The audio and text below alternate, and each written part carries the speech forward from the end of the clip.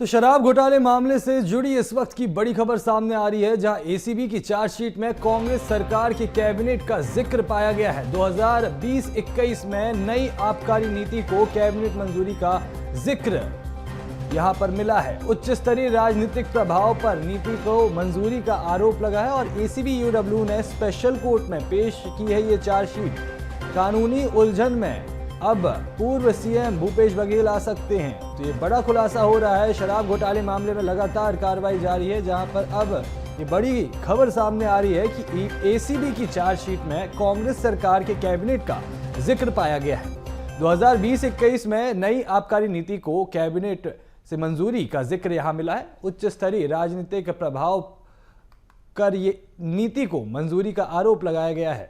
ACB UW ने special court में chargesheet पेश की है और अब पूर्व सीएम भूपेश बघेल की कानूनी उलझनें बढ़ती हुई नजर आ सकती हैं।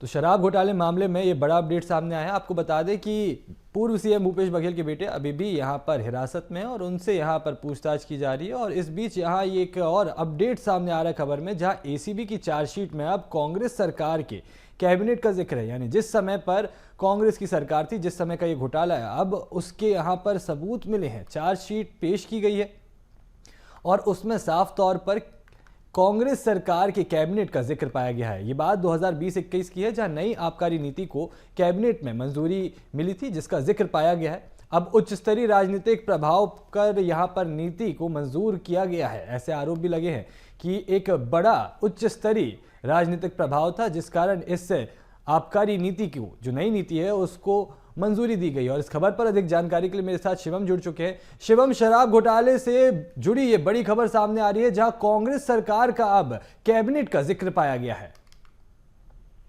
जी बिल्कुल, देखिए छत्तीसगढ़ के शराब घोटाला जो कि लगभग 3200 करोड़ रुपए का दावा किया जा रहा है कि शराब घोटाले से 3200 करोड़ रुपए की वैध राशि अर्जित की गई। इस मामले में कल यानी कि मंगलवार को एसीबी यूडब्ल्यू ने एक चालान पेश किया है, चार्जशीट पेश की है।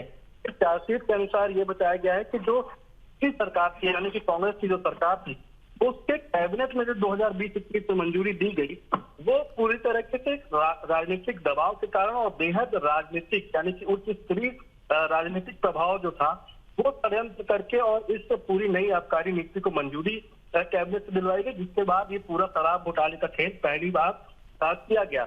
ये एसीबी यूडब्ल्यू की प्रेस विज्ञप्ति में भी साफ साफ लिखा है और चार्जशीट में भी जो पेश किया गया है कल यानी कि मंगलवार को, उसमें भी लिखा गया है। और कुल मिलाकर अगर देखा जाए तो ये पूरी जो चार्जशीट है वो गंभीर उलझनों की तरफ इशारा करती है, वो भी पूर्व मुख्यमंत्री भूपेश बघेल की तरफ और उसके साथ साथ जो कैबिनेट के सदस्य थे उस तरफ भी।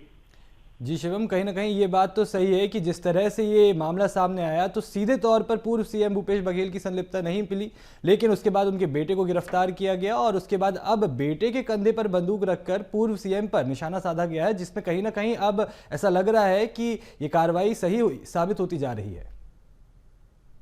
तो देखिए, जांच का विषय है। अभी जो तमाम चीजें चार्जशीट में लिखी जा रही हैं या कोर्ट में पेश की जा रही हैं, दायर की जा रही हैं, उस तरफ से संकेत गंभीर रूप से ये मिल रहे हैं कि पूर्व सीएम भूपेश बघेल जो कि शराब घोटाले में अभी तक सीधे तरीके से इन्वॉल्व नहीं थे, लेकिन अब कहीं ना कहीं उन तक भी ये संकेत पहुंच रहा है। जो जांच एसीबी यूडब्ल्यू कर रही है या ईडी जो जांच कर रही है शराब घोटाले मामले में, वो कहीं ना कहीं अब भूपेश बघेल की तरफ भी इशारा करती है कि उनकी भी संलिप्तता रही है। अगर कैबिनेट का जिक्र होता है तो उस कैबिनेट के प्रमुख भूपेश बघेल रहे हैं, यानी कि कहीं ना कहीं जो राजनीतिक दबाव था वो कैबिनेट के ऊपर बनाया गया, षड्यंत्र किया गया। और जिस तरीके से चार्जशीट में 2020-21 में नई आबकारी नीति जो भूपेश बघेल सरकार ने तब लागू की थी, उसमें जो जिक्र किया गया कि उसे ही पूरी तरीके से विधिवत न करके, नियमों की अवहेलना करके और उसे मंजूरी दिलवाई गई, जो कि अवैधानिक है और इसी से पूरा जो शराब घोटाला था उसका खेल रचा गया। चार्जशीट में इस बात का भी जिक्र है कि जो कंपनियां थी जो शराब की सप्लाई करती थी उस समय, वो इस पैसे को देने से नामंजूर कर रही थी, यानी उन्हें कहीं पे भी इस तरह की अवैध राशि नहीं देनी थी, जिसके कारण ये पूरे सिस्टम को बदला गया, पूरे नियमों को बदला गया और ये कहीं ना कहीं बड़े आरोपों की तरह भी देखे जा सकते हैं।